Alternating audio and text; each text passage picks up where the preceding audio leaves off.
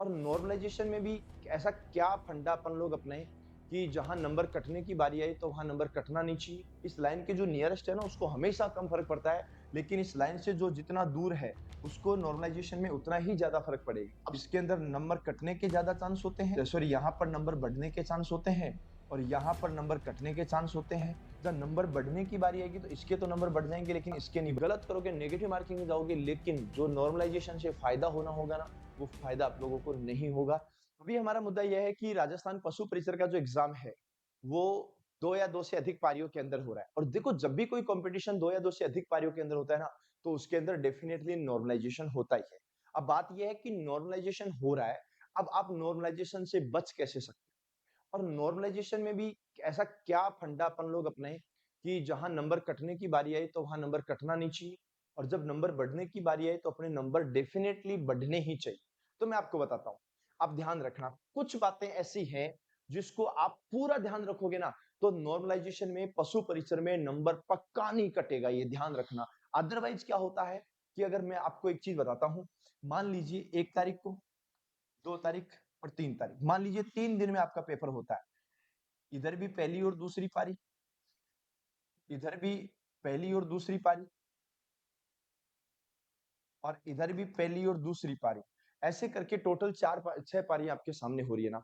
अब इन 6 पारियों के अंदर जब भी नॉर्मलाइजेशन होगा तो आपको कुछ चीजें जो ध्यान रखनी है, आप सीधा सा याद रख लीजिए। इस लाइन के जो नियरेस्ट है ना उसको बहुत कम फर्क पड़ेगा।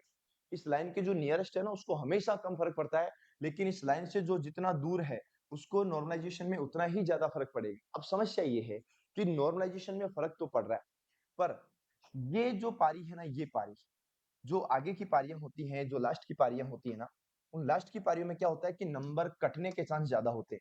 ये जो पारियां होती है ना, इसके अंदर क्या होता है बेटा कि नंबर कटना, इसके अंदर नंबर कटने के ज्यादा चांस होते हैं। और जो ये वाली पारी होती है ना, इसके अंदर नंबर बढ़ने के ज्यादा चांस होते हैं। क्यों होता है? क्योंकि देखो नॉर्मलाइजेशन क्यों किया जाता है, पहली चीज तो ये आपको माइंड में रखनी पड़ेगी। नॉर्मलाइजेशन करने का सबसे बड़ा जो रीजन होता है ना, वो सबसे बड़ा रीजन ये होता है कि आप किसी भी कंपटीशन के एग्जाम दे रहे हो, पहली पारी में आपको एक आइडिया लग जाता है कि पेपर किस लेवल का आता है, कहाँ कहाँ से क्वेश्चन ज्यादा पूछ रहे हैं। और पहली पारी और जो तीसरी पारी होती है ना उसके अंदर लगभग 48 घंटे से भी ज्यादा का समय होता है। और एक कंपटीशन में जो पढ़ने वाला होता है ना, बहुत अच्छा पढ़ने वाला होता है, उसमें और मेरिट के अंदर डिफरेंस 1-2 नंबर का होता है। वो 1-2 नंबर का डिफरेंस 48 घंटे बहुत होते हैं 1-2 नंबर का डिफरेंस को कवर करने के लिए। तो ये कुछ चीजें आपको माइंड में रखनी ही पड़ेगी, इस हिसाब से आपको इन चीजों का ध्यान रखना ही पड़ेगा।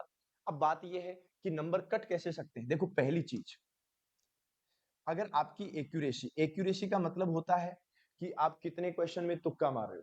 मतलब मेन चीज आपको ध्यान रखनी है कि पहली चीज तो यह है कि अगर आप तुक्का भी मार रहे हो ना तो आपका तुक्का है वो सही जाना चाहिए। अगर आपका तुक्का गलत जा रहा है ना तो जिस टाइम नॉर्मलाइजेशन होगा और आपका इनिंग जो है, आपकी जो पारी है, आपका जो सेशन है वो बढ़ने वाले में है तो भी बढ़ नहीं पाएगा अगर आपके क्वेश्चन ज्यादा गलत हो गई तो, है ना। तो पहली चीज तो तुक्का मारते हो ना, वो तुक्का आपका सही मारना चाहिए। दूसरी चीज देखो बेटा, इसके अंदर नेगेटिव है, तो जब नेगेटिव मार्किंग हो रही होती है ना तो आपको बहुत ध्यान से क्वेश्चंस आपको करने होते हैं। तो पहली चीज ये है कि क्वेश्चन जो आप कर रहे हो ना वो सभी के सभी क्वेश्चन फर्स्ट प्रायोरिटी के अंदर आपको ये करना है कि जो आपको प्रश्न आ रहा है वो आप सबसे पहले करें, जो नहीं आ रहा है वो सबसे लास्ट में करें। और जहां पर आप थोड़ा सा कंफ्यूजन की कंडीशन में हो ना, कंफ्यूजन वाले जो क्वेश्चन है उनको थोड़ा सा आपको टाइम देना पड़ेगा, ये आपको ध्यान रखना है। पर सीधी बात याद रखना कि यहाँ पर नंबर कटने के, सॉरी, यहाँ पर नंबर बढ़ने के चांस होते हैं और यहाँ पर नंबर कटने के चांस होते हैं। आपके जितने ज्यादा क्वेश्चन सही है, जैसे मान लीजिएगा एक इंसान है जो 150 में से 130% कर रहा है और उसमें से केवल 5 ही % गलत है ना, उसमें केवल 5 ही % गलत है। और दूसरा जो इंसान है वो 150 में से 150 पूरे कर रहा है ना, और उसके जो है ना वो लगभग 15 क्वेश्चन गलत है। तो सीधी बात है, अब इसके 5 क्वेश्चन गलत हैं, इसके 15 क्वेश्चन गलत हैं। जब नंबर बढ़ने की बारी आएगी तो इसके तो नंबर बढ़ जाएंगे लेकिन इसके नहीं बढ़ेंगे, क्योंकि इसने पहले से भी तुक्के मार रखे हैं, बहुत से तुक्के ना वो पहले से भी इसके गलत हो चुके हैं। तो ये कुछ चीजें है ना, ये आपको हमेशा ही ध्यान रखनी पड़ेगी। पर हाँ, जब तक ध्यान नहीं रखोगे तब तक इन चीजों का बहुत तगड़ा सा नुकसान आपको होता रहेगा। तो उम्मीद करता हूँ कि नॉर्मलाइजेशन की चीजें आपको समझ में आई होगी। क्वेश्चन करना, पर गलत मत करके आना, गलत करोगे नेगेटिव मार्किंग में जाओगे। और दूसरी चीज ये भी ध्यान रखना कि गलत करोगे, नेगेटिव मार्किंग में जाओगे, लेकिन जो नॉर्मलाइजेशन से फ़ायदा होना होगा ना, वो फ़ायदा आप लोगों को नहीं होगा।